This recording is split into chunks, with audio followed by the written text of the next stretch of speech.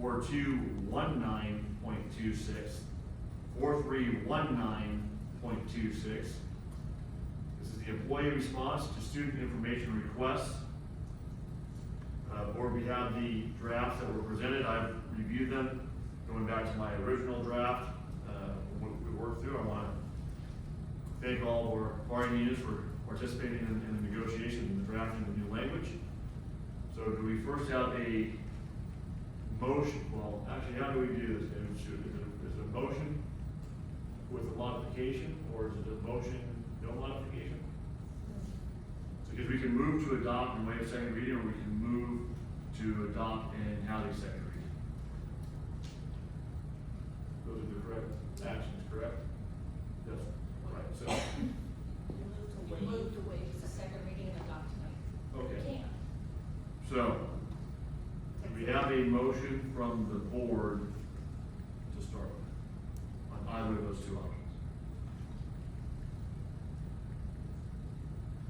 Do we understand the two options? Okay, well, on my own motion, then I will move to adopt and waive the second reading of the board policy. Do we have a second to that motion? Second. Second from Karen.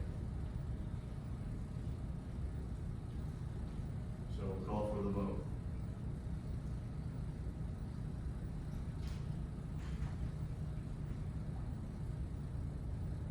You do a verbal vote?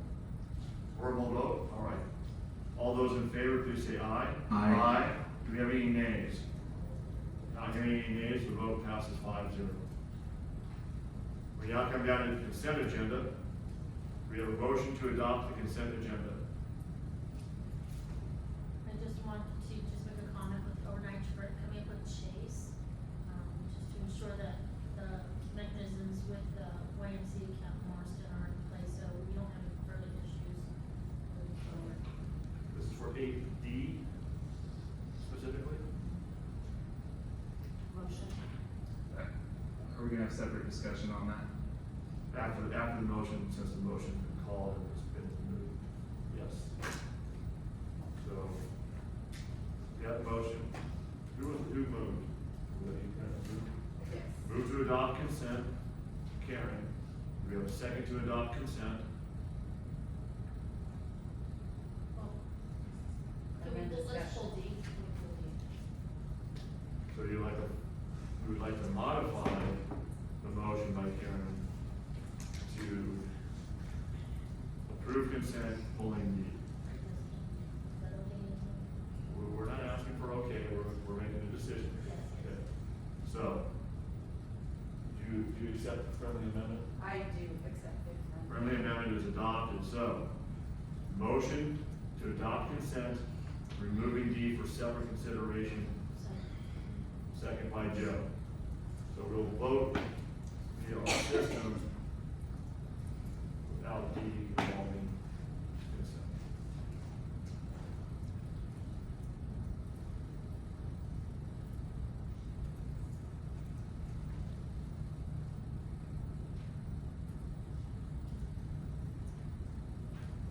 Please vote.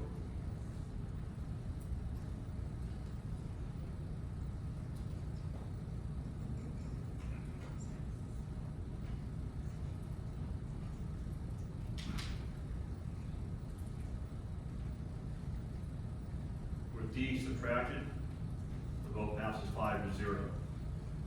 All right, Joe, go into your discussion on 5, please. I just want, I reiterating just to make sure that, moving forward with YMCA Camp Marston, Braintree, Ranch and Julian, that we've already had some mechanisms in place where we won't have further issues moving forward. That's the only thing I want to say. So are you making a statement, or are you having, is there questions as to the policies and procedures that we've gone through last? Just a statement. Okay. Anthony, would you like to add anything to that? I saw the superintendent leaning in, was there an update? Yeah, we've already begun that process. I went up to Camp Marston, met with staff, met with the CPO there, and we began that conversation. Okay, my comments on that, and I went into detail with President Miller over this. The YMCA letter to Superintendent Miyashiro from the CEO of the San Diego County YMCA, the first bullet point, first sentence, mentioned that they recirculated their transgender inclusive guidelines, which included guidelines for overnight camp. Page 3 of those guidelines has a big, I would call it a purple box in the middle of the page that says, pronouns should never be assumed. For more information on pronouns, go to glsen.org for resources. At glsen.org for educator resources, it has a student information handout that says, basically guides the teacher. The student information sheet, first question is, what pronouns would you like me to call you in the classroom? What name would you like me to call you in the classroom? What pronouns would you like me to call you in front of your parents? And what name would you like me to call you in front of your parents? So I know the YMCA sort of characterized the issues that occurred at Camp Marston as camp counselors going rogue from those very guidelines, but those guidelines tell those camp counselors pronouns should never be assumed. Go here to glscn.org to learn how to, ask students their pronouns. And then on the overnight camp guidelines section of that, those YMCA guidelines, it says upon arrival and during camp, one of the things is to call students by their pronouns that are said out loud in front of the group. And I know we had a conversation behind the dais about that and how that could be interpreted multiple ways. Maybe if the student initiated that, then it's okay, but based on how the YMCA guidelines read, it's guiding counselors to be asking students these questions. And for 6th grade students, that's definitely, any student in our district, because it goes up to, I guess, high school at Bostonia, but really it's just not appropriate for staff to be guided to ask those questions of students. So I would like to ask superintendent if we could, as a board, formulate a response to that letter. I don't know that we've made a response to the letter yet. I called following and then went out and met with him in person. Could we formulate a response to the letter with the concerns we found in those guidelines, knowing that they refused to provide them to us, which is a whole nother set of questions I have about that. As a contractor to our school district, if you have guidelines for your counselors for 6th grade camp, I think this board should be able to see those, and they're referenced in his letter to us. So it's like, hey, these are the guidelines, we recirculate them. You can't see them, we're not going to give them to you, even though they were on the internet prior. So some sort of response to let them know, hey, we've found these concerns, our students have these experiences, and we need to address these issues specifically within your guidelines. So if I can clarify your statement, Anthony, Dr. Sherwood met with the CEO and expressed the discussion. Would you like to have it memorialized basically as a memo so that they have it in writing that they came from us with our concerns? Is that what I'm following? Yeah, as a response to the letter that he sent to our superintendent. So David, my thought process on that is you know the discussion you had. Why don't we just outline it in a memo and say, I don't remember the gentleman's name, but with regard to the discussion that we had in person in the meeting, these are the topics that were discussed, these are the issues that we wanted to bring to the forefront and have concern in Cajon Valley to assure us that these will not happen again based upon the conversation. And the board of trustees intends to hold to those particular assertions. Sound good? Happy to do it. All right, thank you. Thank you. Thank you, yes. All right, there we go. With that involved, we'll call for the motion. I have one from Karen. Do we have a second? Second from Joe. And we'll do this by an oral vote. All in favor of allowing these kids to go to 6th grade camp with you would think that they would be paying attention to what happens this time, right? Please say aye. Aye. Aye. Any nays? Hearing no nays, the matter passes 5-0. They better pay attention.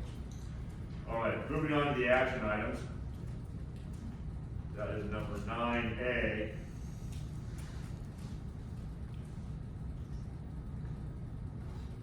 It's recommended that the board adopt a resolution approving the no competitive advantage finding and authorizing a contract with Tri-County Drilling, Inc.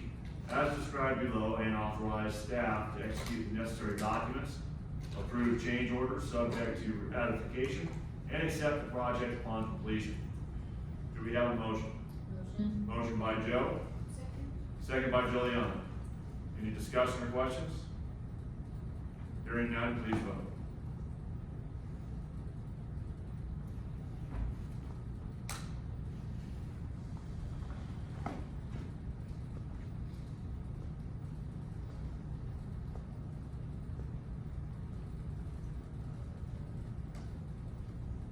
Passes 5-0. 9B, it is recommended that the governing board reject the Bernice versus Cajon Valley Union School District claim. Do we have a motion on this matter? Motion. Motion by Karen, do we have a second? Second. Second by Juliana. Any questions or discussion? Please vote.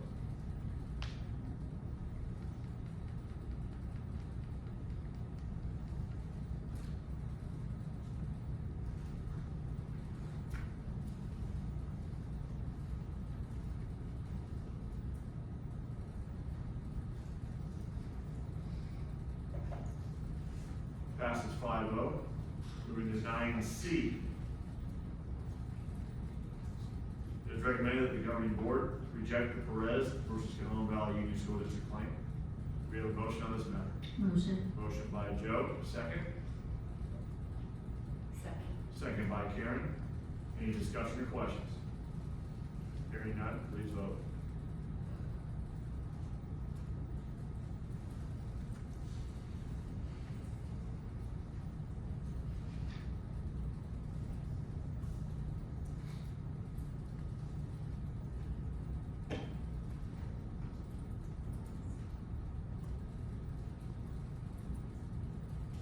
Matter passes 5-0. Coming down into 9D, it is recommended the board approve the services of Ratcliffe Construction inspection as described below, and authorize staff to execute the necessary documents. Do we have a motion? Motion. Motion by Joe, do we have a second? Second. Second by Karen. Questions or discussion? Hearing none, please vote.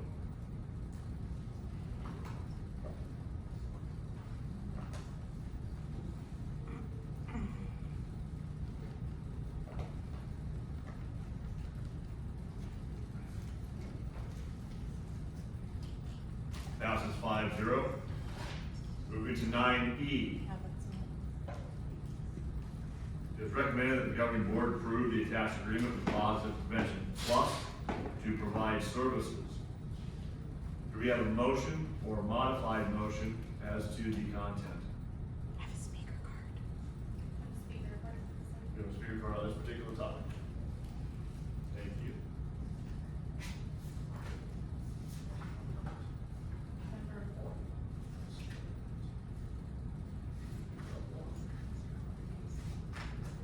All right.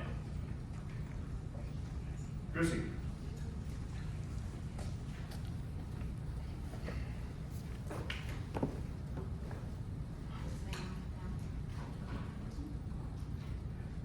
it on him? Yes. Okay.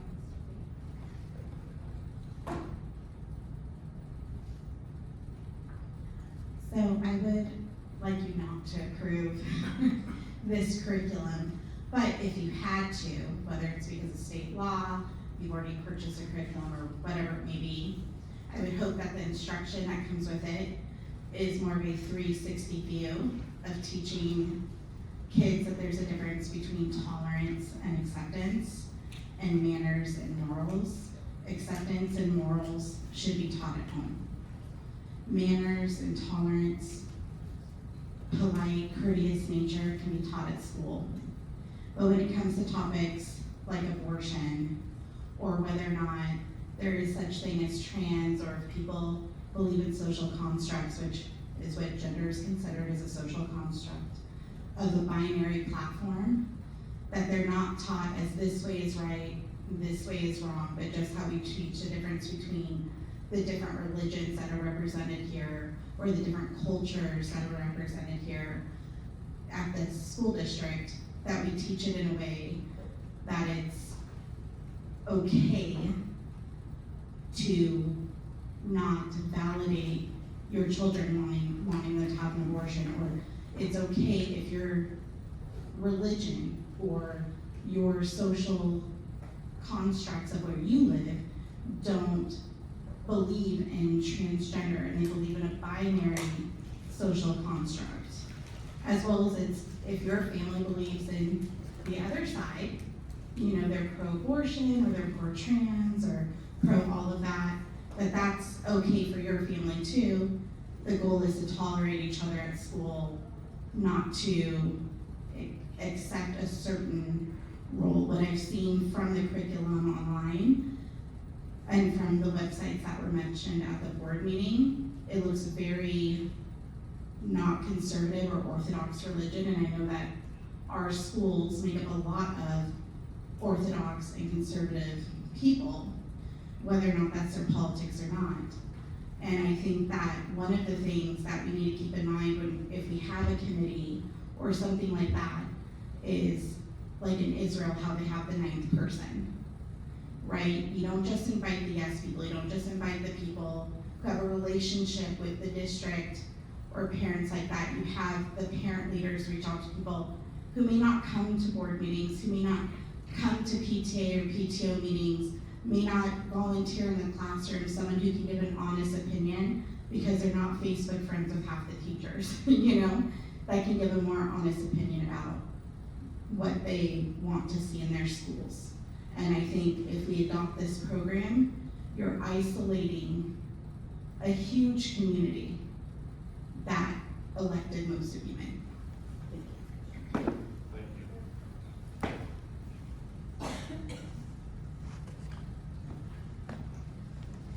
So going back to the premise, it's recommended the governing board approve the attached agreement with Positive Prevention Plus to provide services. Do we have a motion or some manner of modified motion?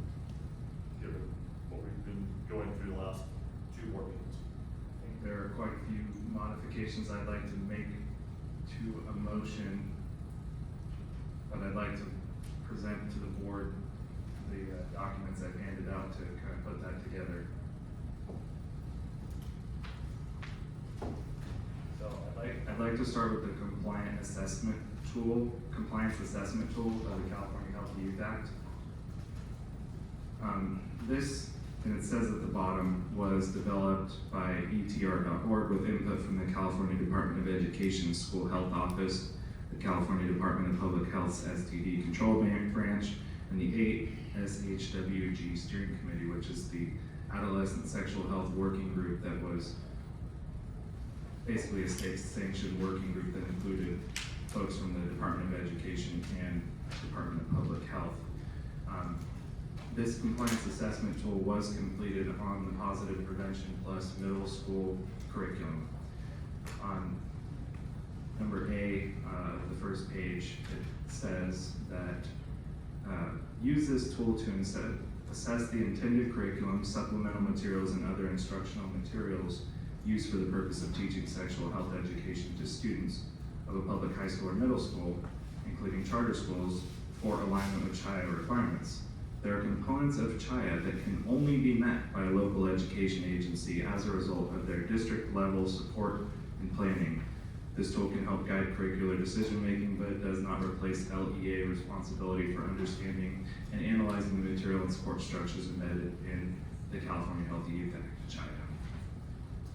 So, and page 2 says that they did this on the Positive Prevention Plus middle school curriculum, printing year 2020. They did this compliance assessment tool. And they found that LEAs need to make minor and major adaptations. So the first minor adaptation they point out, something that President Miller, I think, cued in on at the last board meeting, is on page 6.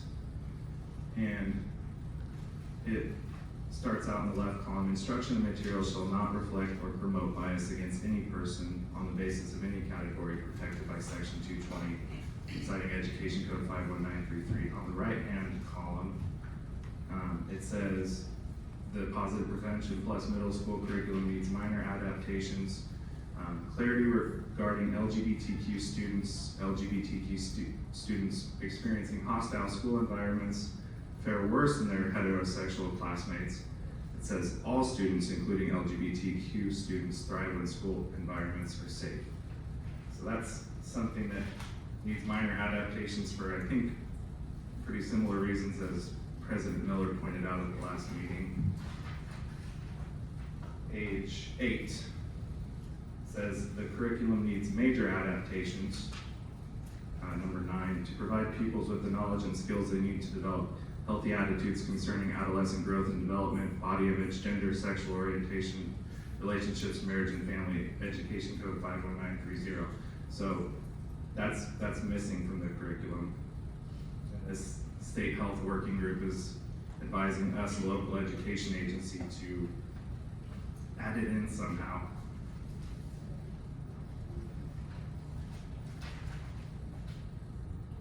And then page 10 also calls out minor adaptations in number 13, healthy decision making. Instruction materials shall provide pupils with the knowledge and skills for making and implementing healthy decisions about sexuality. It cites Education Code 51933 subsection H. So these, at the beginning of this, it guides us.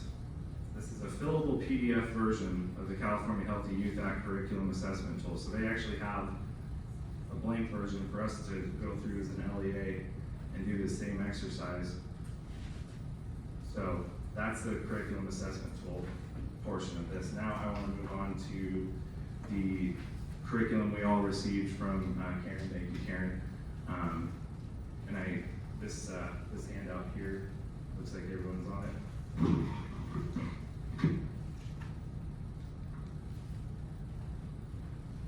So on the first page of this handout with the green highlights that I made, there's a link to popcouncil.org. I printed out the Population Council's strategic plan. Talks about, over the next 8 years, we will harness our expertise to advance 4 global goals that reflect the urgent problems the world faces. Through these, we will contribute to the United Nations 2030 Sustainable Development Goals. Our 4 goals are inextricably intertwined. Fulfilling one advances the others, and failing on one undermines progress on all. The complexity of their interactions requires the Population Council's multidisciplinary approach and transdisciplinary training, and these things, they say, are connected. Ensure sexual health and reproductive health, rights and choices, pursue justice in the face of climate and environmental changes, achieve gender equity and equality, empower adolescents and young people to reach their full potential. And they do have on the Population Council website some not as blatant of recruitment tools as what we saw on hrc.org and the GSAnetwork.org for youth, but they're there. This curriculum itself says, on the first page of this handout again, which is in the teacher curriculum handout, critical to the successful implementation of effective health education programs is the involvement of parents and community in the review and approval of the course of study, as well as in the provision of supportive services. An ideal mechanism for enhancing parent and community involvement is a school health advisory committee.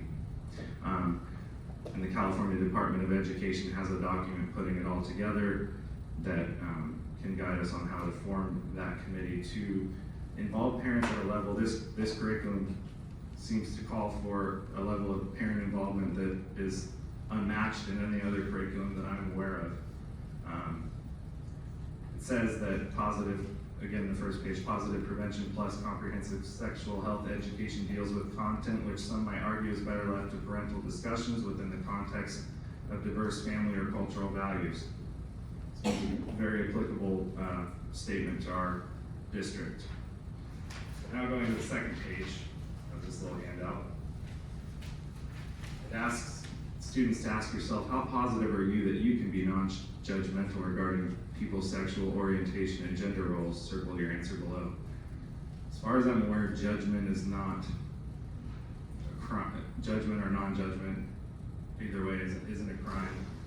I think we should teach children that you don't commit hate crimes against people based on their you know, the protected classes, which include gender identity, that you shouldn't bully, those sorts of things, but non-judgmental, just an eyebrow-raising term to me. Page 3 of the handout, the decision to place an infant for adoption is not easy, it's highlighted. Abortion is a very safe procedure. I went and looked if the NIH or anyone made that statement, abortion is a very safe procedure. I couldn't find it in any journal. And every journal mentions that, you know, there are risks with that. The fourth page of this handout has a note in the corner, or this teacher curriculum. Keep in mind that some families or cultures may welcome or even encourage their child to become pregnant. However, the possible harm to their health and to the health of the baby, as well as the effect on their future, must still be considered. I think that's a good, you know, critical thinking tool to put students through, but it seems to be unequally applied to, you know, a decision to have a child and not a decision to have an abortion or a decision to go to the gender clinic. Let's see, this is the 5th page. It says 6, how do bodies change during puberty?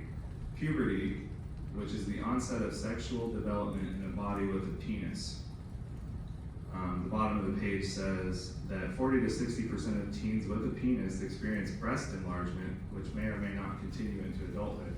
So I'm not surprised the compliance assessment tool completed by the ASWHG found that this curriculum was lacking in the body positivity section, if you will. The next page, which reads page 82 at the bottom, says direct students who are seeking additional information, resources, and support regarding gender and sexual orientation to go to hrc.org resources on gender, children, and youth. And actually, hrc.org created the term gender expansive, which we are teaching as a term in this curriculum. They created it themselves. The next page from the curriculum, there's like 405 pages of this, so it says page 89 at the bottom and has a what influences a person identity at the top. At the bottom, it uses the term reproductive justice. That's actually a radical term, and I found the definition on the HRC website with this handout here. And I highlighted their messaging. We're furious, we're outraged, and we're going to keep fighting. This is regarding a Supreme Court decision regarding overturning Roe v. Wade. We know our opponents are not going to stop here. We are at Code Red. This attack on reproductive justice comes as anti-equality lawmakers in states across the country continue their legislative assault on our community, particularly trans and non-binary kids, and on our nation's civil liberties. Anti-equality lawmakers are determined to tell us what we can say, what we can learn, what we can teach, what we can believe, and who we can be. This is an emergency for our community and our democracy. As LGBTQ plus people, we need to be putting it all on the line, and we need all our allies to hold the line with us. We need support. We need to support the groups that are leading in this space, including Planned Parenthood for America. So another link to a radical reproductive justice, look it up. Let's see, it says, I'm going back to the curriculum now where it says page 91 at the bottom, LGBTQ plus bias and its effects. Encourage LGBTQ plus students to seek LGBTQ plus friendly allies on campus who are often identified by displaying buttons, banners, or posters. Again, it talks about how over 8 in 10 LGBTQ plus students have experienced verbal harassment, nearly 2/3 experience discrimination. LGBTQ students who are victims are twice as likely to not go on to college. LGBTQ students have lower GPAs, lower self-esteem, and higher levels of depression. At the bottom of the page, it links again to gsanetwork.org. I wonder how that helps anyone, including LGBTQ plus students, to give them that sort of messaging. Okay, next page. It says page 95 at the bottom, don't judge. Remind students that many people in our community and even in our own families or on campus feel demeaned, excluded, and excluded from full participation in our society because of not fitting the stereotypic gender binary, boy, girl, masculine, feminine. And then I highlighted down at the bottom, describe the story at the beginning of this lesson, and Karen, thanks for letting me know there's a resource where I can probably go watch that story. But okay, so next one, making healthy decisions. It asks students, you know, when is a good time to have a child? And the two that I highlighted there are number 3 and 4, where during college with a part-time job or after college with a higher paying job, both of them are, and with, you know, they may have a good relationship and love the infant, but it will be difficult to have a part-time job and finish college and provide for the child. True and accurate statement, I would say. It can be very fulfilling to raise a child, but, and this is after college with a higher paying job, it can be very fulfilling to raise a child, but raising a child requires time, energy, love, financial sacrifice. So, and I know that my, one-man review of this curriculum is now no substitute for a sexual health or student health advisory committee for involving the parents in our district, including those who don't speak English. This curriculum is in Spanish and English, so I think we may need to translate a part of it into Arabic to involve those parents. Again, because this curriculum calls for such a high level of parent involvement. And honestly, I'm pessimistic that we could, not just pessimistic, I've been talking with staff and it sounds like it's impossible or unreasonable to do all of this before this curriculum ends up in front of our students. Do all of this, meaning the committee involving the parents, completing the minor and major adaptations called for in the compliance assessment tool for the California Healthy Youth Act. I would like to, as a local educational agency, make a good faith effort to fulfill all of these requirements in the time frame allotted, and make every reasonable effort to do so. But I think if we approve teacher training, I'm inclined to vote no on it, because unless it comes with the contingency that we do these other things before placing this curriculum in front of our students and in front of our teachers. So thanks for bearing with that long presentation, everyone. Well, I appreciate your information, Anthony, and your very thorough dive into so much of what we're looking into right now. And there is a lot of work to do, to take into consideration just the component that he was talking about, compliance assessment tool, and that we have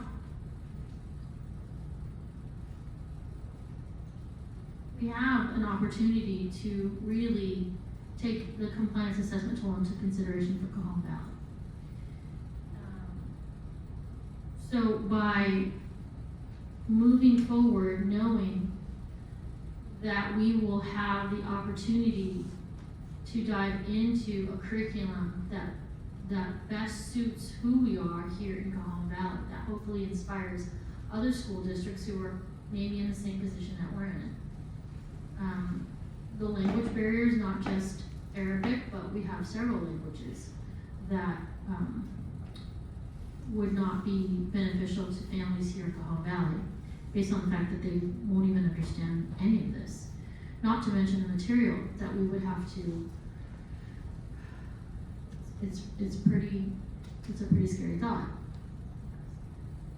And for most everyone that's sitting in this room, not to get my own personal values,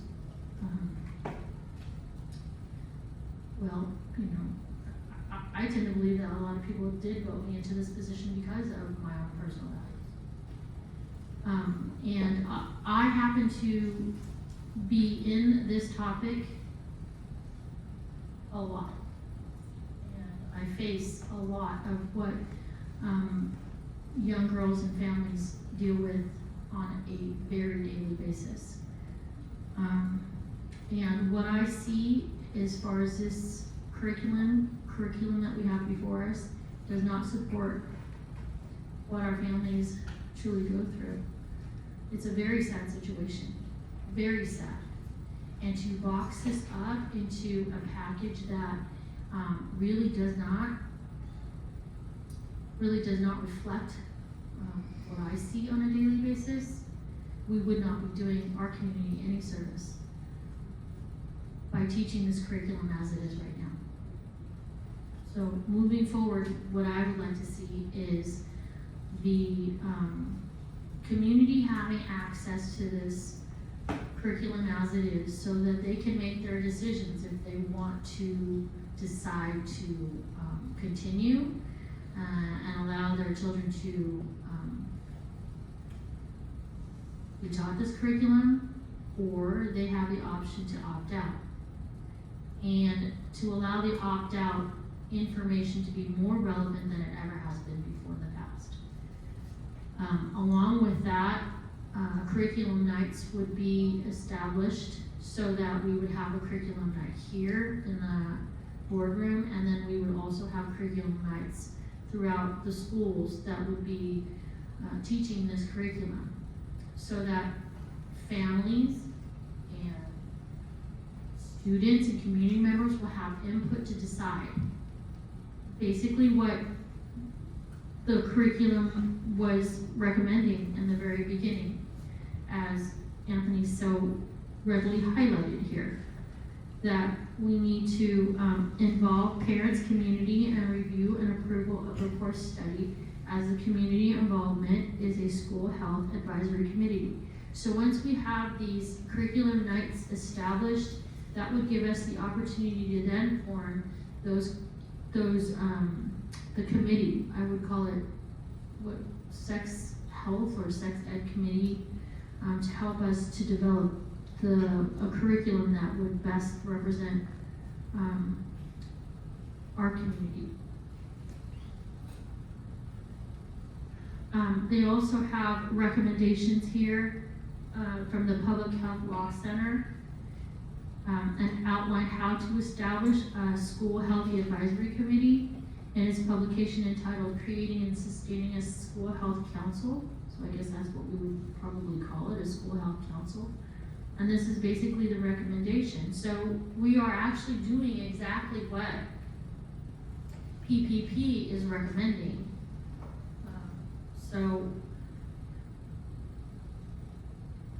I think that's what we can do. I think that's the best thing we can do at this point. Staff, what do you think about timelines realistically, starting a school health advisory committee prior to this curriculum being delivered, a little over a month from now in May? And these other adaptations to the curriculum before it's placed in front of the middle schoolers? Well, Karen Minshew for her recommendation. I think it is highly unlikely that we could put either of those things together prior to the training that staff will need to hit the instructional timelines. I would say it's next to impossible. It would be rushed. We would not communicate well. I would not recommend even attempting it.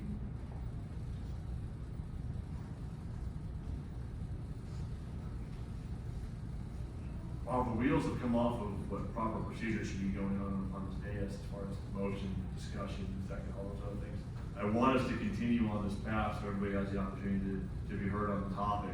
So Juliana or Karen, do either of you have comments you'd like to espouse publicly at this time? No for Juliana, Karen? Okay. So with that said, and I'll remind everybody, I asked for either the motion and or a modified motion, because I think that's what more likely and should in fact happen versus what has been drafted. I will let my own effort modify the motion as follows and make the motion on my own. And then if anybody wants a second, then we'll call for the second. So, in contemplation of understanding the requirements placed upon us by Sacramento, the potential of litigation which we've had advisory on by council, should we not adopt a program, or at least not show that we are working in good faith to prepare and create a program, this is the motion. It will be recommended that we adopt the PPP curriculum with the caveat that one, it is for this remaining school year exclusively. And can, I'm sorry.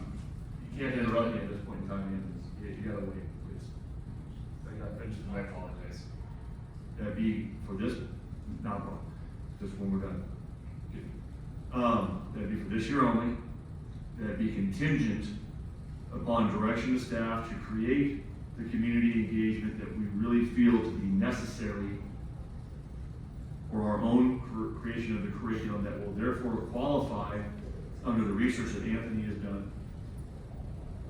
And that will be more in tune and aligned both with the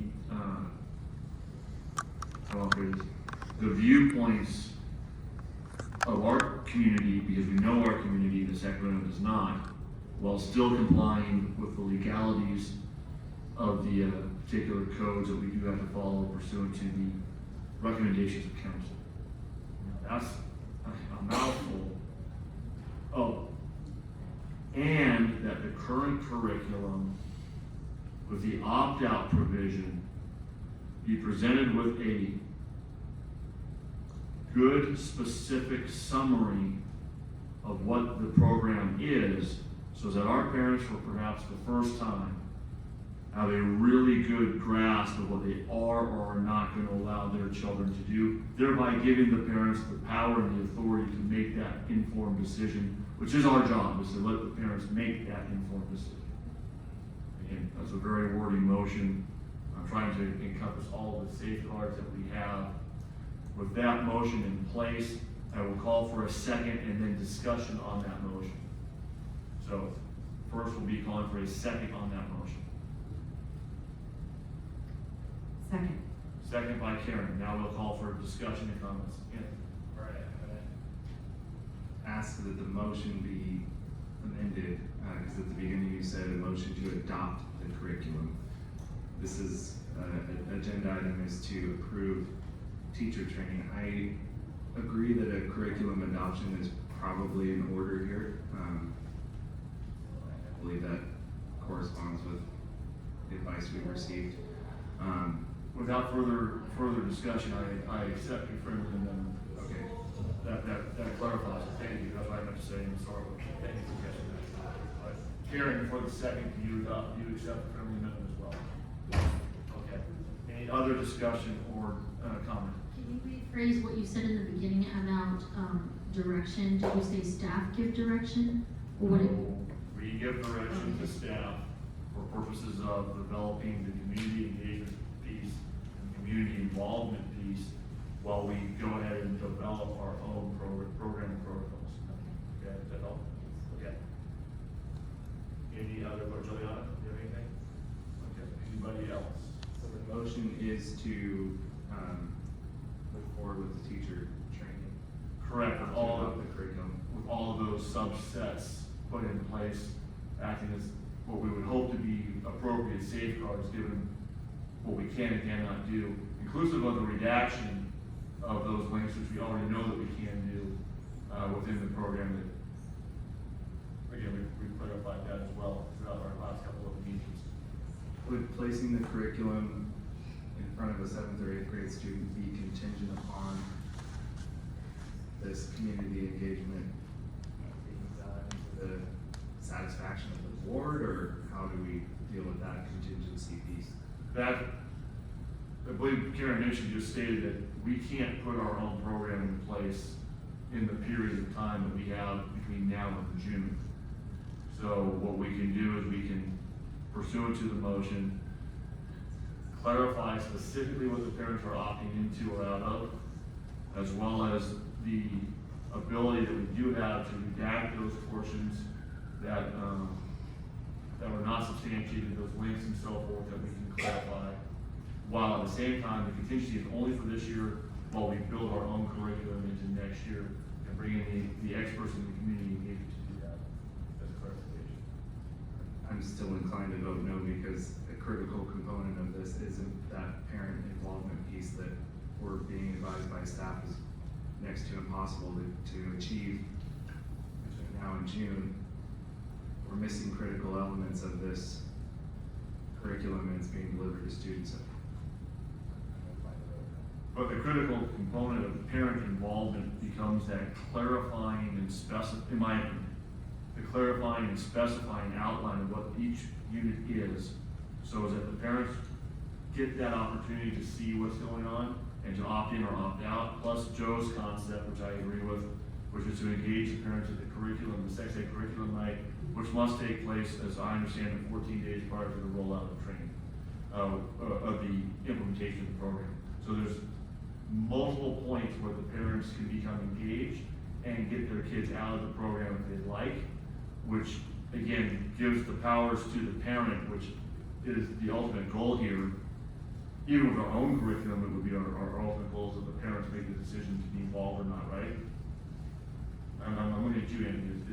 Our goal is to have the parents make the decision as to how they go about their sex education within their own home, right? Yes. Right? And even if we develop our own curriculum, we want the parents to have that authority.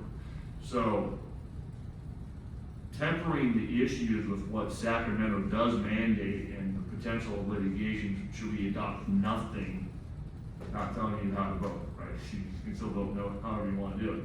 But I'm trying to do everything that I can as I'm taking everybody's thoughts and considerations into play and figure out how do we, I don't want to use the phrase lipstick on the pig, for those that understand that particular term, but we want to make it as nuanced to our community as it can be in the short term, where we then in fact build something that is for our community. Hopefully that's how I'm trying to explain it. So if we have any other questions of staff, I'm happy to have people pursue that, otherwise we will call for a vote. Anthony, do you have anything else? Karen was going to say something. You clarified the point I was going to make, thank you. Okay. Quick question on the major and minor adaptations. Can we put some contingencies on those major and minor adaptations from this compliance assessment tool being completed prior to the students receiving instruction on those specific sections of the curriculum, since they did do this on the PPP middle school curriculum? I think one of those sections was one that we specifically called out at our last board meeting, that with the minor adaptations, now if we can't reasonably complete those minor adaptations before putting this before students, can we remove that and make it contingent on that, the removal of those things we aren't able to adapt to be in compliance with CHIA prior to those? Look over your right shoulder. Yes, we can do that. Getting direction from CDE, getting what those adaptations should be without the individual making those decisions for the entire curriculum, changing the training, updating the training at this time does not seem feasible to me. So, bringing those out, and I'll work with legal counsel, removing, redacting any information that we can and still maintaining compliance. I can work on those things before training. Redacting is easier than getting guidance and adjusting curriculum and training. And that's contemplated in my motion. Just to clarify, that is contemplated within my motion, that we have the ability to redact and take out those aspects of the curriculum and handouts that don't comply. All right, stupid question. Is it contingent? Is your motion making that a contingency? I don't understand what you mean by A contingency prior to the students receiving instruction, those redactions will be made. And if they are not, that the board has the option to pull the plug essentially on this prior to May. the answer is both yes and no. It's not contingent, it's the direction of the motion that it be done. Okay. To the best of the ability. Keeping in mind that if any one of us individuals, including any cabinet member or teacher or whatnot, says, well, this should be pulled, but it doesn't get pulled, that doesn't torpedo per se the entirety of the curriculum. Right? They're going to do what they can in the short term, inclusive of guidance from the board, which I think we've given pretty clear guidance is what we do or do not want, plus having compliance with the law and legal. So, again, I'm trying to make this as vanilla as possible, because right now it's tutti frutti, and it's out there. So, and we don't want that, and none of us want that from this board. But how do we still comply with the state mandates? Though that's where the state puts the local education association, that puts us into that rock and proverbial hard space. You will do this, we're not gonna mandate it. Oh, but we mandated it, but we're not gonna fund it. Oh, we mandated it, we funded it, oh, but it doesn't work with your community. What they do with us, now I'm on my soapbox, right? It drives me mad from the private world, private business. But, you know, I'm trying to caveat it as best as I can. And if anybody else has any other wordsmithing, please, I have no ego in this. If you have any other suggestions as to how to make any other additional friendly amendments to the motion, I'm happy to hear them out. But I think I've covered what we've all discussed in one aspect or another as best I can. So in the case where it doesn't pass, then we're opening up ourselves up to potential litigation, and that's basically it.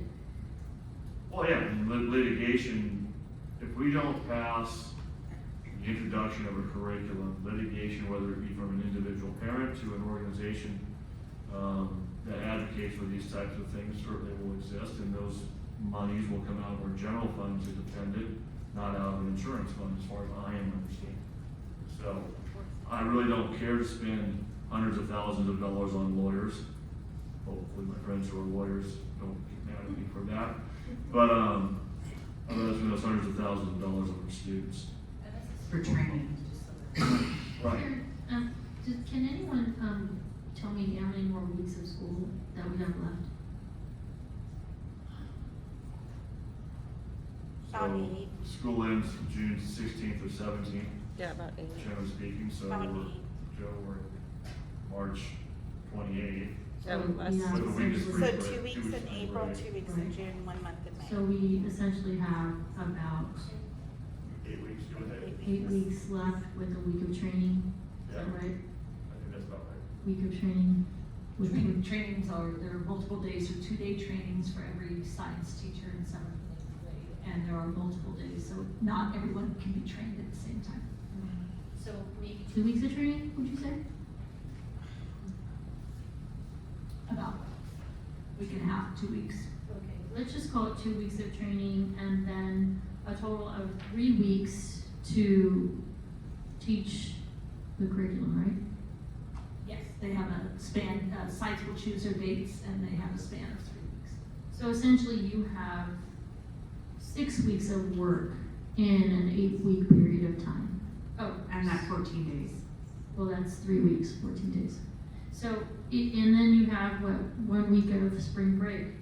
So, 2 weeks is our. And 2 weeks testing. of spring break, so. We encompass that with 8 weeks. Okay, so we're really at the limit, and so let me ask you this, it passes, and we only get through 4 chapters because of the time limit that we have left, then what happens?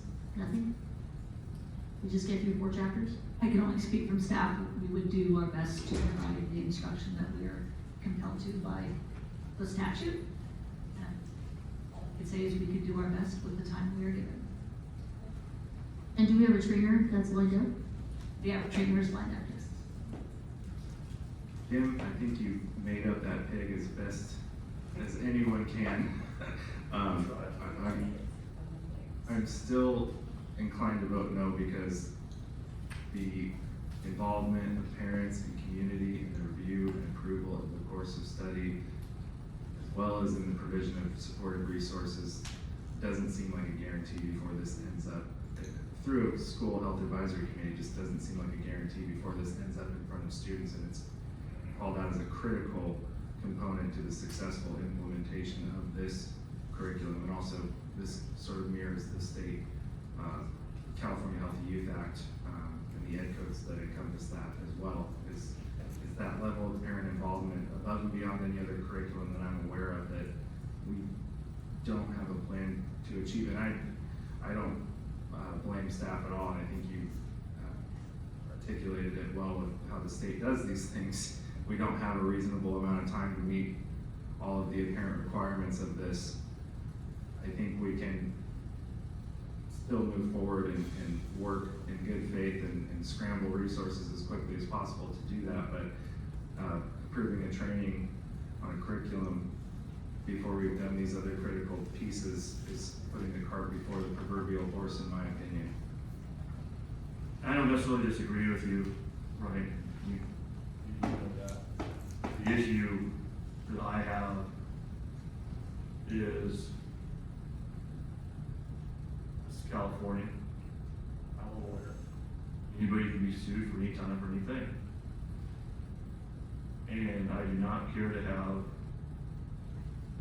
dollars, thousands of dollars spent defending a lawsuit from groups such as the ACLU, because we have denied, because that will be their phrase, because we have denied our students the opportunity to receive sexual education curriculum pursuant to statute.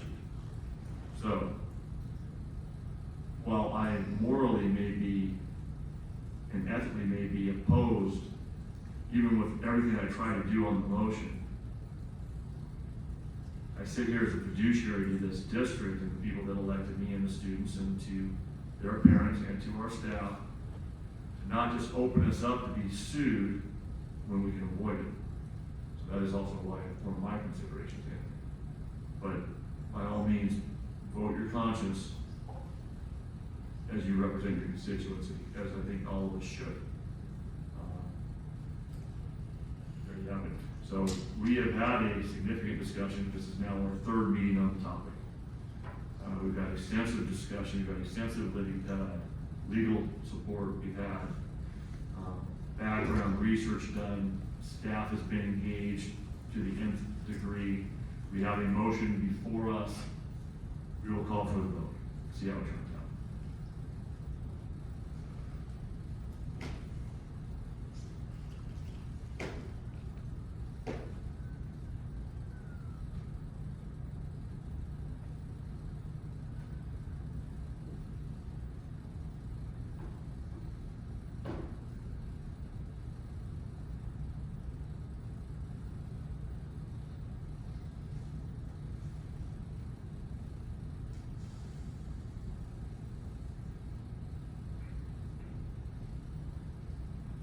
And the motion does not pass. Does not pass 2-3. Moving to the next item, that is 9F. It is recommended that the governing board approve the new position, infrastructure engineer, and approve the job description presented. Do we have a motion on this item? Motion? Motion by Joe, second by Juliana. Any discussion or questions? Please vote.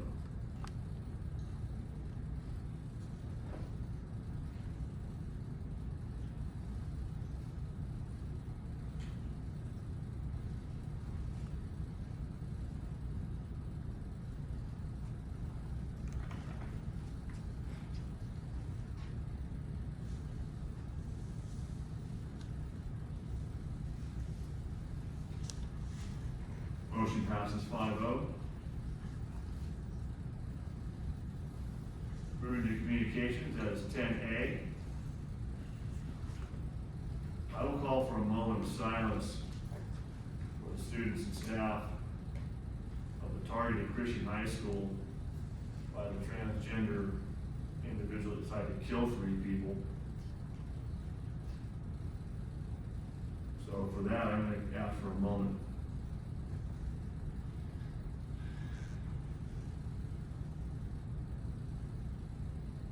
Thank you. Do we have any others from our district? I didn't have any notes on that. Thank you. Retirements, Michelle? We do, we have several retirements this evening. Debbie Coburn, a Hamashaw kindergarten teacher, is retiring in June after 25 years of service. Mariana Cooley, our, oh, I'm sorry, transitional kindergarten teacher in Blossom Valley. She will have worked with the district for 37 years. Cheryl McGurr, a PE teacher in Hillsdale, is retiring after 34 years of service with the district. Ann Rozier, our Design Learning Academy teacher, is retiring after 28 years of service.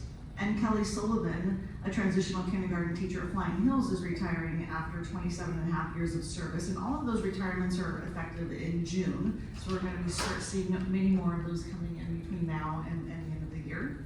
And then in addition to that, we have Amanda Kropp, our buyer in the purchasing department, will be retiring in September, at the very end of September, after 35 years of service with the district. So many years of experience going off into retirement.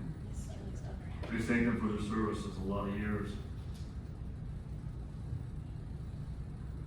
Coming into the public participation, we do have 4 cards. If the first speaker will please sit, and then if the next speakers will stand behind them, that would be wonderful. We'll start with Zayala. Pardon? Zaida. Yes. Zaida Enriquez. And I understand you're gonna be supported by a translator? No, I don't translate. Okay. Sorry. When the clock comes up, please do, yes.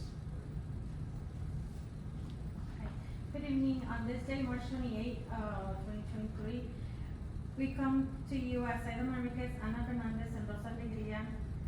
We are parents of children in special education. We have been asking for the past 7 years for our kids to receive free and appropriate education. In the past, we have had to go to due process hearings. The agreements that we come up have been violated as they have not been implemented to the agreement.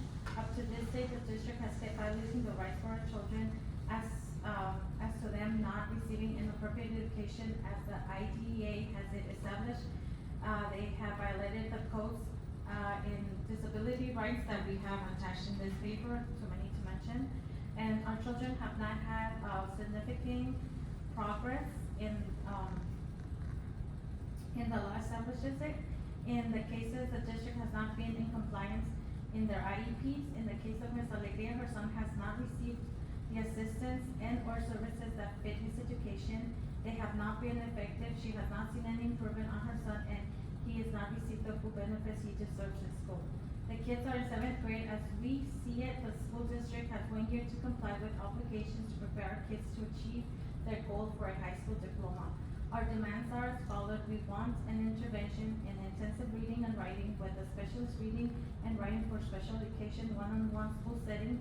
Seeing this will ensure that it will reduce the big gap that there is in their education at this point, and all services and support that they need in school. In the cases of Ms. Alegria, her son needs to be relocated in a residential San Diego Center for Children for his severe behaviors that he suffers, in which he broke his mother's arm 4 weeks ago.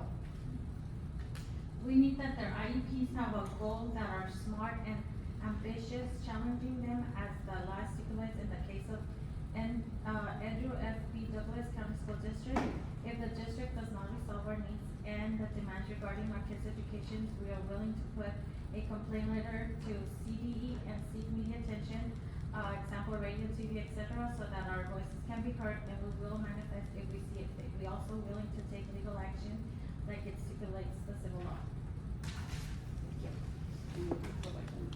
And we can provide a copy of all this. Rosa Alegria, please. I will say mine in Spanish if that's. Pardon me? I will say my one in Spanish if that's okay. All right. And Is there a translator to English? so, this is unprecedented where we won't have we don't have it spoken in English. Do you have a copy of that?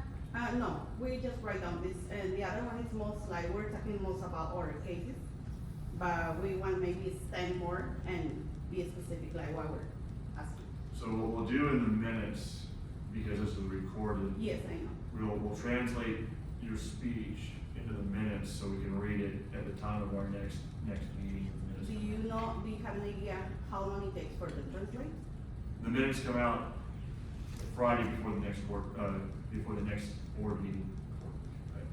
So, we'll have, well, I'm a lawyer, so that kicks in when you have these things. So we'll receive your translation as soon as possible, but no later than the Friday before the next board meeting. So I will try my best in English. We are here, I can wait for the clock and I can try my best in English. It's completely up to you. I Yeah. wanna make you comfortable as you sit there. Yeah, that's fine. Or you You can want- do it do in we have both any English Spanish and translators? English. Yeah, I can try as much I can say in English now. I will say. We have no one here that can do translation. I can help. Okay, and President Miller, respectfully, the Brown Act quote that I was handed like 2 board meetings ago says if a speaker requires the use of a translator, that the time for them to speak can be doubled. Yeah, I'm not worried about time for translation. Okay. See how long it takes. Might have to talk. totally gotten there. Would you prefer that I sit there with her and help? If it's easier, yes. The key is to have just a, as clear a translation and understanding of what she's trying to come across with us, so we can hear it and contemplate it. Thank you, So Carl. te puedo decir entonces en cuanto a leer. Pues buenas noches, estamos aquí presentándonos como lo mencionó anteriormente mi compañera, Good evening, we are here presenting ourselves like my previous colleague mentioned. Rosa Alegría, My previous colleague Rosa Alegría, Ania Fernández Ania Fernández, y Zaida Márquez. and Saida Manriquez. Estamos presentando aquí porque queremos evitar una demanda We are presenting ourselves here because we're trying to avoid a lawsuit. Debido a que no se han escuchado en nuestros IEPs Due to that, we haven't been listened to in our IEPs de todas las recomendaciones que tenemos tanto como médicas como evaluaciones independientes about all of the recommendations that we have, medical, and independent, y de trabajadores sociales del condado. and, about social workers in the county. Un ejemplo, la señora Ania, su hija ha sufrido ya, ella lleva esperando 6 meses One example, Mrs. Anya, her daughter has suffered for about 6 months. She's been waiting for 6 months por una evaluación for an evaluation que estipula el estado que no debe de tardar más de 6 meses, that the state stipulates that shouldn't take longer than 6 months, 60 días. longer than 60 days. Y su hija ha sufrido un significante retraso, ya que ha sufrido más de ansiedad y ha incrementado su ansiedad. Her daughter has suffered great setback because she has suffered with anxiety. Ella ha sufrido de bullying en la escuela, She's been bullied at school. que lo ha reportado todo al equipo, She's reported it to the entire team. y de acuerdo a Zaida, a su hija, And in reference to Saida's daughter, ella tiene más de 7 años y sus servicios han sido denegados por todo este tiempo, she's been here for more than 7 years and her services have been denied during this entire time, lo cual ha afectado todos estos años que vaya retrasada y no llegue a las metas. which has affected her these entire years that have held her back and she hasn't met goals. Y de acuerdo al Disability Rights, And according to the disability rights, ella tiene el derecho de tener una educación apropiada. she has the right to receive an appropriate education.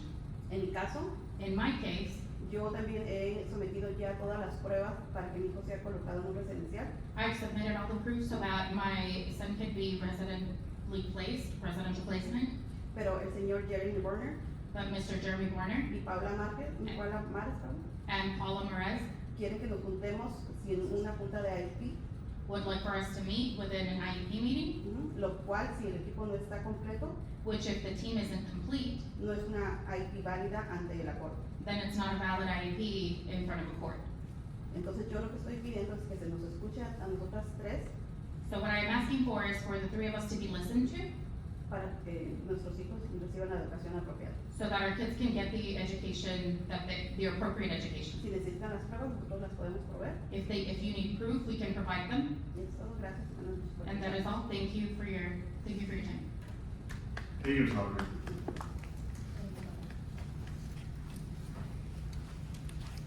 Mr. Hernandez. Chrissy, you're last. Oh. I'll go after you. Are we reading this one as well? Okay, no, go right ahead. Buenas tardes, mi nombre es Ania Fernández. Good evening, my name is Anya Fernandez. También vengo en representación de la señora Saida Manriquez y Rosa Alegría. And I'm also here representing Ms. Saida Manriquez and Rosa Alegría. Nuestros hijos nunca han recibido un IEP adecuadamente redactado. Our kids have never received an accurately redacted IEP. Nunca se nos han claramente los niveles actuales de nuestros hijos, We've never received clearly the actual current levels of our kids, lo que hace difícil demostrar que no ha habido un avance significativo en el progreso de nuestros hijos. which makes it difficult to show that if there's been a significant advancement in our kids. Además que las metas no tienen una base inicial In addition, the goals don't have an initial base, y no son metas SMART. and they are not SMART goals. El señor Jeremy Borner nos ha dado reuniones de aquí Mr. Jeremy Horner has held IEP meetings donde promete resolver nuestras preocupaciones, in which he promises to meet our concerns. pero ahora descubrimos que esas juntas no son válidas, But today we discovered that those meetings are not valid ya que no está el equipo de IT completo. because the IEP team hasn't been complete. Hemos tratado siempre de resolver las cosas con el distrito para demostrar nuestra disposición a resolver estos problemas. We've always tried to resolve things with the district so to demonstrate our disposition with trying to resolve these issues. Pero solo nos hacen promesas que no llegan, que nunca se cumplen. But they always give us promises that aren't actually met. En mi caso en particular, en este momento el distrito se encuentra en incumplimiento del IEP In my specific case, the district right now is not meeting an IEP, y se encuentra incumpliendo un acuerdo al que se llegó por una mediación. and it's not meeting an agreement that we came to during mediation. También se me ha negado una traducción adecuada en mis juntas de IEP para que sea un diálogo efectivo. I've also been denied an accurate translation in my IEPs to be an effective dialogue. Pensamos que nuestros hijos están siendo discriminados por ser latinos. We feel that our kids are being discriminated for being Latino. Pedimos que a nuestros hijos se les den los servicios y apoyos necesarios We ask that our kids get the services and support necessary, como cualquier otro niño like any other kid. y como lo dicta la ley de educación especial de IDEA. And just like the special education idea law, En el caso de la señora Zaira Márquez, in the case of Mrs. Saida Marquez, su hija no sabe escribir ni sabe los sonidos de las letras en un séptimo grado. her daughter can't write and doesn't know the sounds of the letters being in 7th grade. Ella ha pedido la ayuda, pero hasta ahora su hija no ha recibido servicios ni apoyos adecuados. She has asked for help, but till this day her daughter has not received the services or appropriate or adequate support.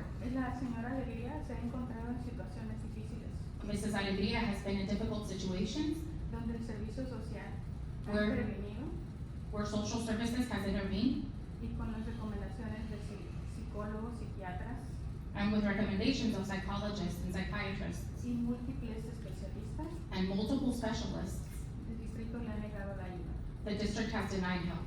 Estamos abiertas al diálogo We are open to dialogue para no recurrir a la vía legal, so that we don't have to go through legal avenues como una demanda colectiva with a collective lawsuit o una queja ante el Departamento de Educación de California or a complaint toward the Department of California por no cumplir con los IEPs y con los acuerdos. for not meeting IEPs and the agreements. Gracias por escucharme. Thank you for listening to me. Thank you, Mr. Jimenez. President Miller, Yes. I've met with Jeremy and Paula regarding, this case. I can't discuss particulars to protect privacy of student writers. Of course. I'm scheduled to be at the next IEP and to ensure you that we are in compliance and are offering the required components of the IEP. All right, we can address that at the next meeting. And I'm happy to meet with the family as well. Absolutely. Chrissy, you know the drill, Yeah. once the time starts. So in regards Hold on. to, Oh, there you go. Sorry. in regards to like parent participation, I think like if you guys, well, I guess you guys didn't go through the curriculum, but in future, if you guys do, like sending out a video before, like we did at LCC for the, sex trafficking, I don't know what it was called, like it's like a seminar or something that they did. They had an opt-out, but there was like a lot of information that went home, and then also parents could attend, I think something like that would be great. And then just in general, with parent participation, I would like to see more times where working parents can show up. I know like obviously I'm at a lot of things, but I represent a community, but there's a lot of people within our community that have like very strong and valid points. And even just our boards are mixed with conservative and liberal and everything in between values. And I think reaching out to parents that lead those communities and asking them like, hey, can you find like a group of people that could either come, whether that's the LCAP or this health and safety board, or the one about, you know, safety when we're talking about potential gun violence and stuff, and then also not having the times at 10 a.m. on a Tuesday. Like, I know like PTA council meets then, that's fine, PTOs aren't included in that, but I also think that having them when people are not working, so other families could come, would be beneficial, because as we know about gainful employment, most of our families here work, and they can't just come at 10 a.m. or even log on to Zoom, you know? So I'd like to see more parent participation that reaches out to our communities of working parents and parents that have diversity of thought, and, you know, not everybody that, you know, I see a lot, like, you wanna go to the parent advisory, which I love. A lot of them have Cajon Valley email addresses, because maybe they're also a parent and a worker, and I think having parents outside that realm would be beneficial. So that's what I suggest. Thank you. Thank you. I don't see CVEA. Not tonight. Mark, CSEA?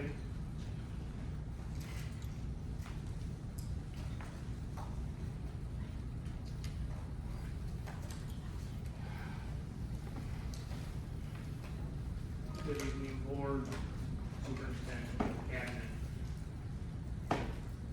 Hear me better? You got it. That works. I have a couple comments, but I'm just, loss of words for, you guys not adopting a state mandated program, so I'll move on to the other one. I attended our WOW conference. I met with a lot of people from all over the United States. The comments I heard were tremendous. People who attended ASU GSE, they said our conference was much better than that.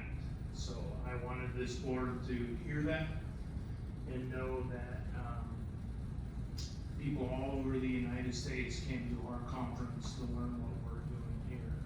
And this board is a big part of that, and I wanted to share that with you guys. Thank you, Mark. CVAA. Nope. PTA Council. Nope. Future agenda items, 11A. Do we have any future agenda items? I do have a future agenda item. Basically, looking at the agendas that we've had in the most recent weeks, they have a tendency to be a little shorter than agendas that we've had in the past. So I would like to have a future agenda item to perhaps move to maybe eliminate some of the scheduled agendas within the school year. So we do have the opportunity to eliminate some of our board meetings, according to the, board bylaws 9320. So I would like to take a closer look at the board bylaws in specific to regular board meetings, and just how we can modify the schedule. Sounds good. So, generally speaking, when we know that there's going to be a very short agenda, we can push that meeting to another meeting to make it more of a robust meeting. Like tonight's meeting should have probably been super short, and it has not been, but that's, you know, the handout's the last second after you got anybody. But nonetheless, and they're important handouts, so don't be wrong. I fully agree with that. from both the public's perspective as well as our staff's time, and to be considerate of that. Perhaps once a month. Well, again, you look at the agenda that comes up, and if it looks like it's gonna be short, we should push that to another meeting so that it can be combined and have a more robust meeting with that particular topic. Completely agree. Any other, future agenda items? I have one. Okay? To form a school health advisory committee.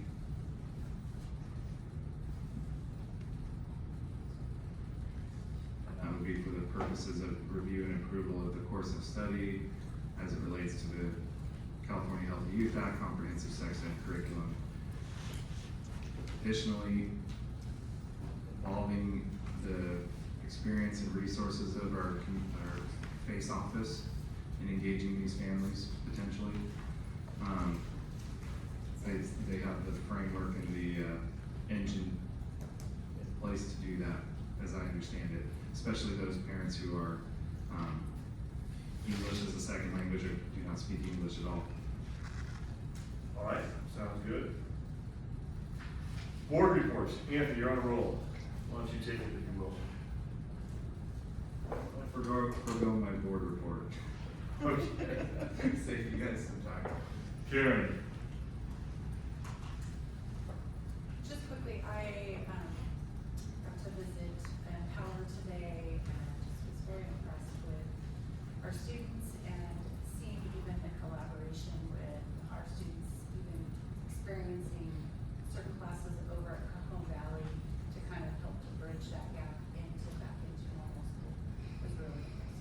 So, and I really appreciated all the hard work at our local work conference, and I was just so grateful to the team, and just, I heard a lot of those same remarks, just really highly impressed from Arkansas, Pittsburgh, Boston, all over, New York, I mean, just so many places, so I got to meet a lot of people. And lastly, is Happy Easter, because we won't see each other until after Easter. true. Joe, Happy Easter and happy birthday to Trustee Miller. You know, I am extremely proud of the work that we have accomplished in the world of work, and in my opinion, the world of work has been an example to the rest of the country to what is possible. And the way we've been able to explain the why in education to help students have that sense of future, to help students have that sense of hope, and Cajon Valley has made that possible. And we did have a luncheon on Friday where Jim wasn't there. You already left because you're the only Cajon Valley alumni that would have been in the room, but that's okay. You know, we have an amazing team that understands how to work together despite our differences. And I think there's a lot to be said about that. When it comes to working together, we're no stranger to that. When it comes to working together and being excellent, that's where we like to keep our focus. A lot of people over the last few days gave a lot of credit to the board, people like myself, to the direction the world of work is heading in. And I really, the only credit that I can take is saying yes. But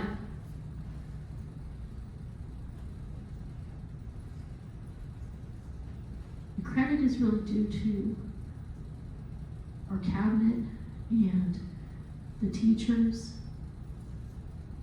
and the classified workers, giving a lot of pride in what we do. The heavy lift was you, not me. And I just want to thank you. I'm very excited to see what we can do in the future. thank you, Joe. Julian? So, couple of things. Start off, the WOW conference amazing. Nothing short of amazing.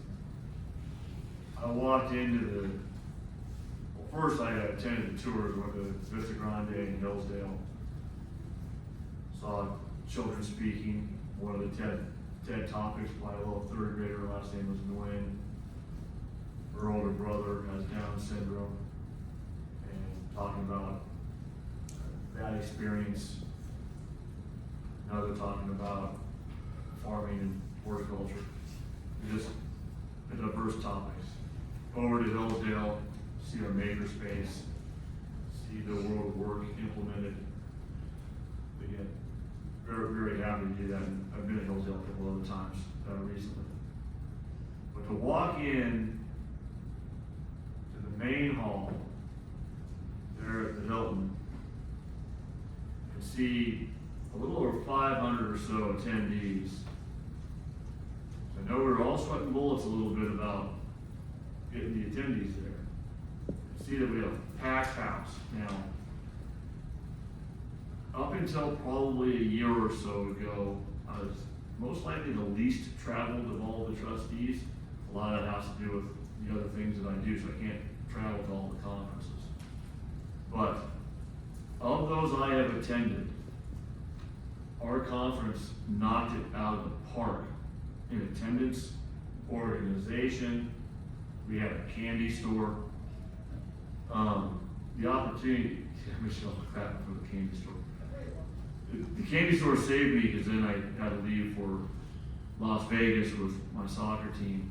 And if you're gonna try to keep up with 17, 16, and 17, and some 15-year-old girls, you better have a lot of sugar in you. But got to see Ed Delgado present, and just phenomenal in a breakout session, or keynotes, having the conversations with the attendees, met attendees from Pennsylvania to California, attendees who are in the departments of education, not just superintendents and not just teachers, not just us random folk, right? But actually people that make decisions for the entire state departments of education.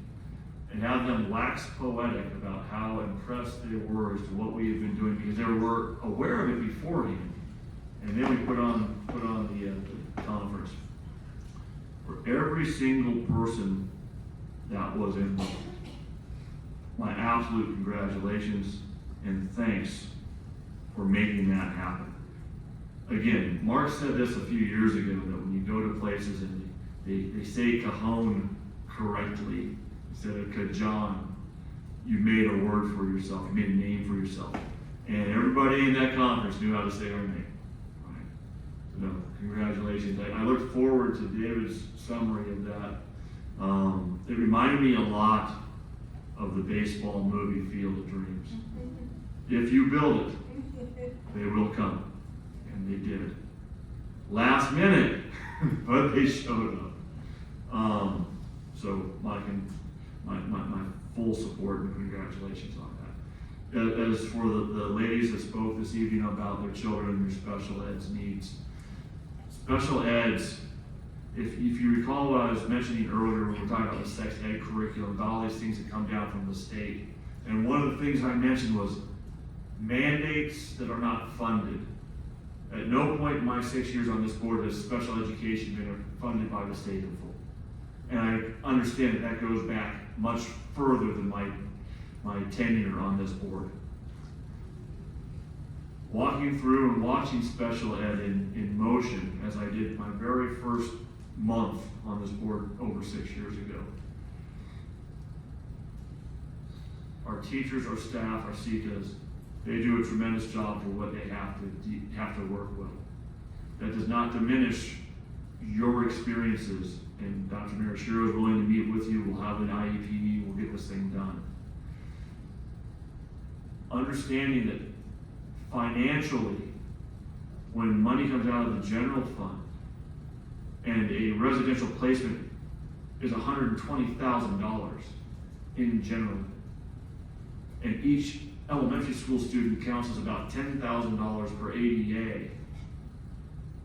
Now all of a sudden we can't, in theory, support 12 general education students because of the one special education student that needs a residential atonement.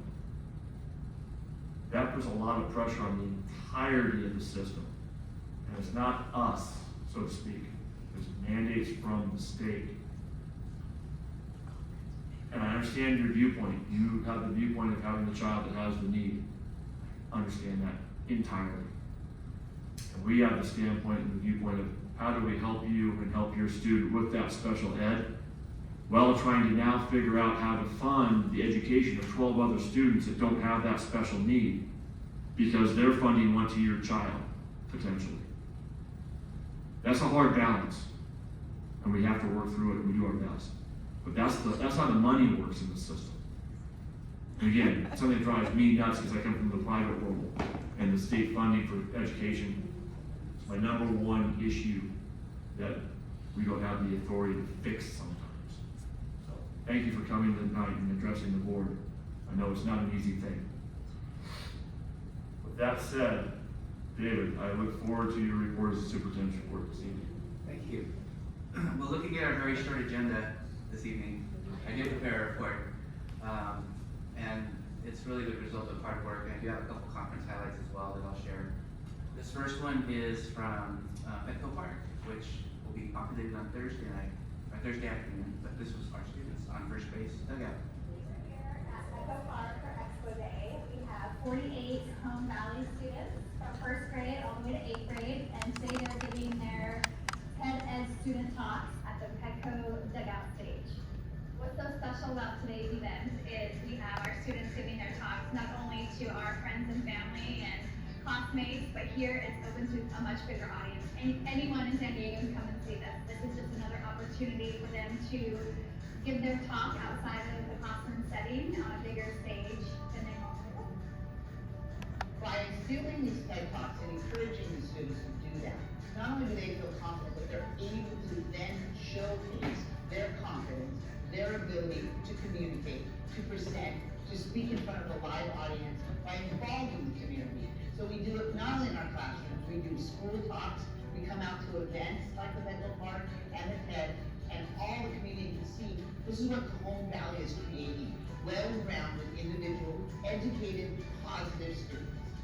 Since my daughter has been in TED Ed, these experiences have helped her in so many ways. And I think since my child's self-confidence has gone through the roof, I believe this is going to help her be able to form great friendships, relationships with teachers, and going into the higher grades, she's going to have a better outlook on her learning ability.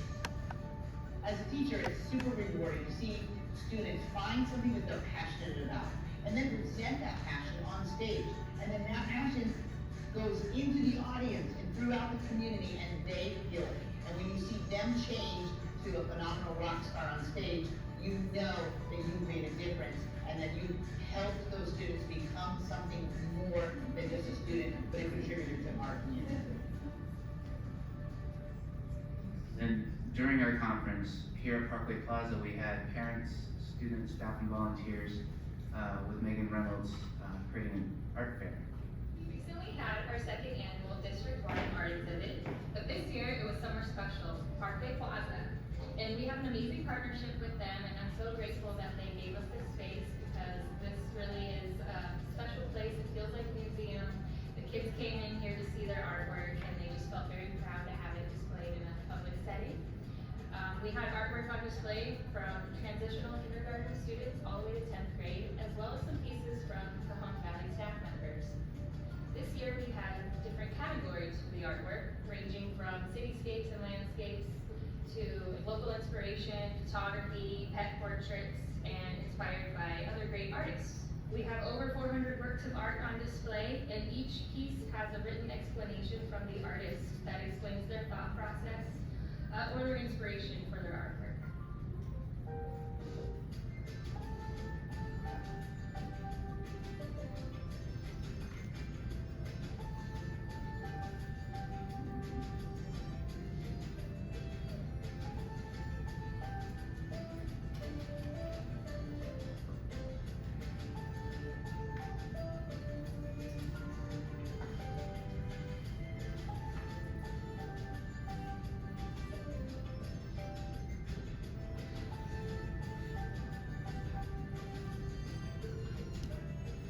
Parkway Plaza for this amazing opportunity and for letting us use this space. And thank you to all the students and staff members who submitted artwork. And thank you for all the fans who came by to check it out. See you next year. And for the conference, we're still in the process of aggregating data, paying off invoices, and balancing the books. So I don't have that detail yet. I asked Howard to give me some stats that he could provide from the attendance, and so 520 plus attendees, 26 states and DC represented, and then these are some of the stats of who was coming from different districts from all over the country. And I won't read these, but these are unsolicited emails that we received. We're gonna put out a survey to all attendees to get feedback and more formal results, but these are just emails that Howard received as the conference chair. And these are some of the top educators across the country, including our own. And here's a short video that I haven't seen yet. I asked for our video team to give me a rough cut, just put some things together so you could see a recap. So this is not the final version, this is just a rough cut of some of the summary. The World of Work Summit is a conference that is bringing together educational leaders from around the nation, some of the top thinkers to help us create an alignment with where we're taking the future of education. Educators have had the opportunities to visit classrooms, to see the world of work in practice and what it looks like inside the classroom. And then we've been able to network and have discussions around that and how other educators can implement that into their own schools outside of Cajon Valley. I think school leaders oftentimes are reacting to things in their own local district, and they feel very responsible and feel like they don't have an opportunity to lead the district. But this conference is a great example of the power of learning from others. Coming all the way to San Diego to learn, like, this is the school system that is doing career exploration at the elementary level better than anyone. And I really hope that our school leaders see that. Speaking here is Jason Callahan, Assistant Secretary of Education for the state of Indiana. So, I think, what we are. That we have to work together if we're gonna do it to the very best. So it was apparent yesterday when we were visiting classrooms, the teachers had buy-ins. They felt like they were a part of the curriculum and the decisions that were being made, that their voice had been listened to. It was apparent that the principals and school administrators, they were very proud of what was happening in their classrooms and their schools. And the importance of that when the kids are graduating from school in this district, they're actually graduating with some ideas about what they're gonna do next. It's not the end of the road just because they received their diploma. It's a, hey, I have an idea and I'm gonna move forward with my next steps. As an educator, it is phenomenal to watch children feel empowered in who they are and who they could possibly become in a profession has been really amazing to be able to not only see it, but you can feel it. And so when I come back to my district and I have this idea, this sense, I have to wonder, how can I take what I've seen and every child that walks through my classroom be able to be filled with that sense of confidence and empowerment of I am. As a leader, I think the question that weighs on my heart is what's going to be different a year from now because I was here this week. I think the benefit of us being here as a team is that I've got a group of people that are going back to Indiana, and we're going to be together having that shared experience where we're able to think about how do we do the things we're already doing better, and what might be some things that you might need to start doing that we learned about while we were here this week. Being here at the conference and being able to speak with other educators around the nation, it shows how positive impact that the world of work has had, not just within Cajon Valley, but outside. Coming to the conference gives me like a renewed sense of excitement to go back to the classroom, to continue to build connections with my students, and to help them move forward in their education and on their path to their career, whatever that may be. Being able to meet other educators that have a like mind and who are also excited about it, it just gives me a positive feeling for where we're going in probably cut in Grant Oliphant. Did anyone hear Grant give the opening remarks on Friday? CEO of the Preface Foundation? Okay.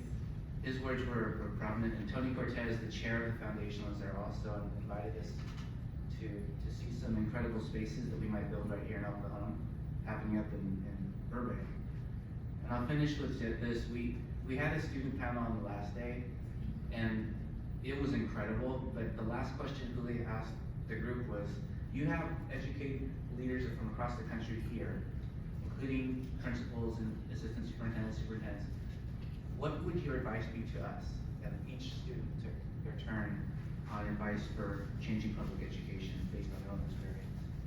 So, I think, you know, what we are trying to do at Boston Global and within the district as well, you can see is we're really trying to these scholars. And I want to give them the opportunity to talk to. You have a room full of adults in here, they're all in education, maybe you have them here to listen to you. I want you to talk about, you know, how should we as adults be transforming education? You know, what do you feel like you need? What do you want to see? You know, tell us. We want to know. So I kind of said it a little bit before, but I feel like one of the main things for schooling in all ages is playing the kids' interest. A lot of the times, when I even talk to younger kids, or even my peers, a lot of times if someone's doing something they're not truly interested in, they're listening and they're learning, but they're not truly understanding and taking in all that information. And so it's not useless, but it's just there, and it's not ever going to be used in a way that's gainful to them. And I feel like if we're able to do something that plays into that student's interest where they're truly paying attention and truly listening and learning, it'd be so much more beneficial. So I'd say one thing that kind of Bostonian has shown me that a bunch of my other schools have shown me is like the relationships with my advisors. I'd say like when kids go to school to see that they have somebody there that cares for them, because not everybody comes from like an amazing background, not everybody has a great family at home, and knowing that somebody at school, especially at school, that cares for you and you know that you can go to them for anything, you can talk to them, and they'll listen to you and they'll give you advice. Like I've gone to my advisor for literally a bunch of different advice, and he's always been spot on. So that's kind of what I really love. One of the things I personally value a lot in education is a mutual respect for everyone. I mean, you know, at school there's going to be people of different religions, races, cultures, and all that. And while we don't all have to agree with each other, I think it's important that we all respect each other. And I think that's really important to instill from a young age and go ahead.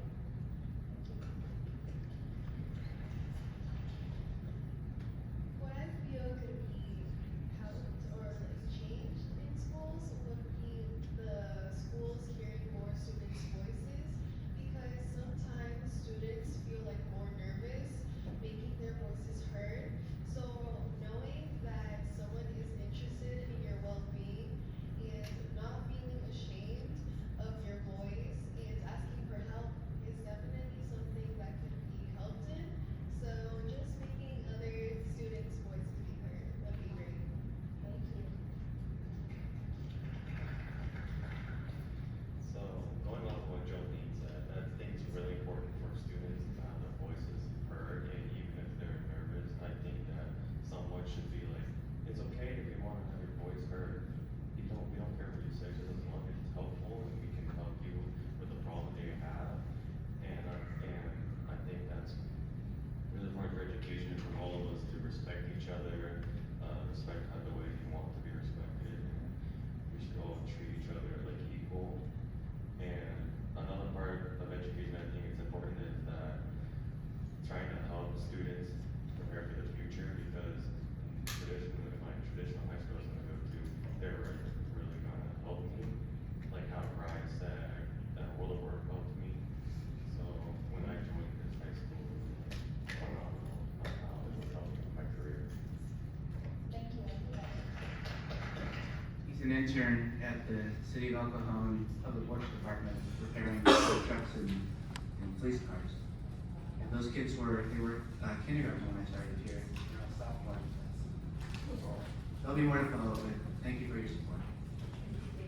that, we will close the meeting, adjourn at 7:35.